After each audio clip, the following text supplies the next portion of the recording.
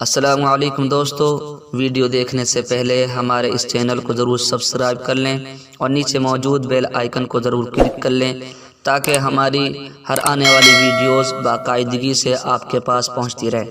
سورج پلٹ آیا۔ حضور اقدس صلی اللہ علیہ وسلم کے آسمانی معجزات میں سے سورج پلٹ آنے کا معجزہ بھی بہت ہی عظیم الشان معجزہ اور صداقت نبوت کا ایک واضح تاریخی نشان ہے۔ اس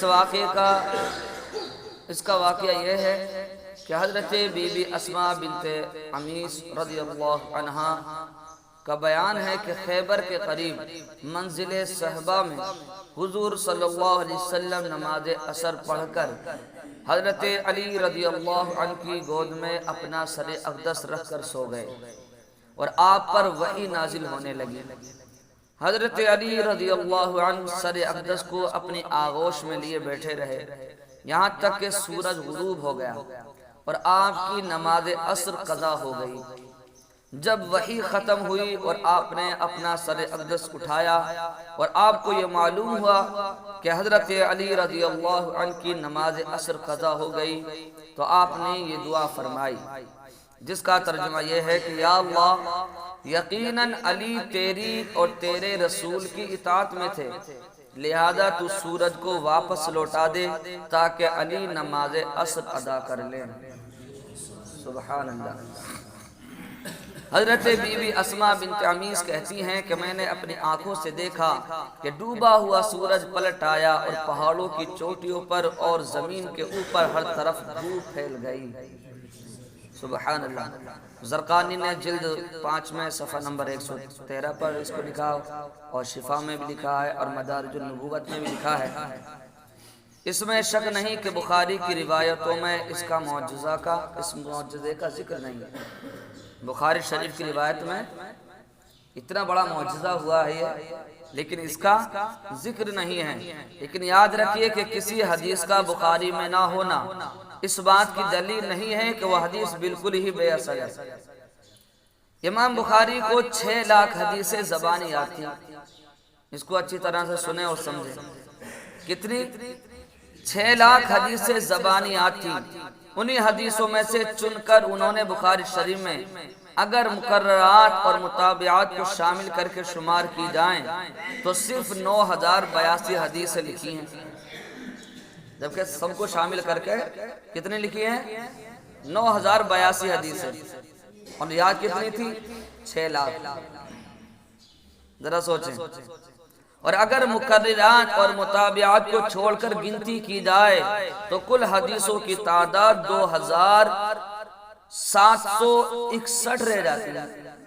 کتنی رہ جاتی ہیں؟ اگر مقررات اور مطابعات کو چھوڑ دیا جائے تو 2761 حدیثیں رہ جاتی ہیں، اور یاد کتنی تھی؟ 6 لاکھ۔ اب کتنی بچی بخاری شریف میں؟ مقررات اور مطابعات کو چھوڑ دو تو 2761 رہ جاتی ہیں۔ یہ مقدمہ فتح الباری میں لکھا ہے۔ باقی حدیثیں جو امام بخاری علیہ رحمہ کو زبانیات تھی، ظاہر ہے کہ وہ بے اصل اور موضوع نہ ہوں گی، بلکہ وہ بھی یقیناً صحیح یا حسن ہی ہوں گی، تو آخر وہ سب کہاں ہیں اور کیا ہوئی ان حدیثوں کا؟ تو اس بارے میں یہ کہنا ہی پڑے گا کہ دوسرے محدثین نے انہی حدیثوں کو اور کچھ دوسری حدیثوں کو اپنی اپنی کتابوں میں لکھا ہوگا۔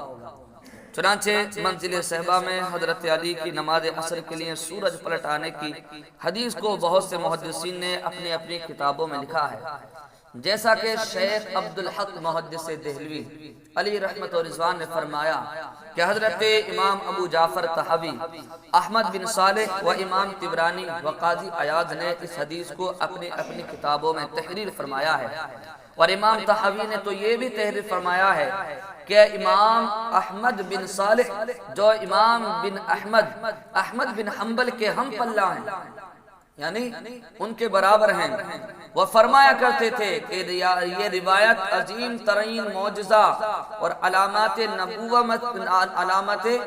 نبوت میں سے ہے، لہذا اس کو یاد کرنے میں اہل علم کو نہ پیچھے رہنا چاہیے نہ غفلت برتنی چاہیے۔ سبحان اللہ۔ تو یہاں پر میں رک کر ایک بات اور بتاتا چلوں کہ آج کل کچھ فرقے ایسے جنم لے لیا ہے کہ جو یہ کہتے ہیں کہ پیر کے چہرے کو دیکھ لیا تو نماز ہو گئی، پیر کو دیکھ لیا تو نماز ہو گئی، بس یہی کافی ہے۔ تو یاد رکھیں مولا علی شیر خدا کی حضور کو دیکھنے سے نماز عصر ادا نہ ہو، سمجھے؟ جب حضرت علی شیر خدا کی نماز ادا نہیں ہوئی، سمجھے، تو غیر نتو خیرے کیسے ادا ہو سکتی ہے؟ تو نماز کی کتنی اہمیت ہے اور نماز کتنی ضروری ہے، اس واقعے سے ہمیں یہ بھی پتہ چلتا ہے کہ مولا علی شیر خدا رونے لگے تھے اور آپ کی آنکھوں سے جو آنسو ٹپکے تھے، انہی آنسو کے ٹپکنے سے پیارے آقا علیہ السلام کی آنکھ کھل گئی تھی۔